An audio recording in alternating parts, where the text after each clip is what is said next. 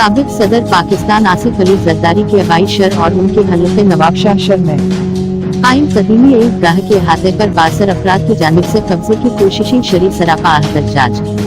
दराया के मुताबिक महकमा औकाफ के अफसरान के आशीर्वाद से 62 अफराद ईदगाह की सरकारी जमीन पर कब्जा कर लिया है। सोल सोसाइटी के रहनुमाओं ने हुकूमत से मुतालबा किया है कि कबूली ईदगाह से फौरी तौर पर कब्जा खत्म करवा के 62 अफराद के खिलाफ कानूनी कार्रवाई की जाए। गांव गुलाम मुस्तफा चांदियों के गुलन खान चांदियों ने समीना लाशारी से नौशरू फिरोज की अदालत में शरीयत मोहम्मदी के मुताबिक पसंद की शादी कर ली।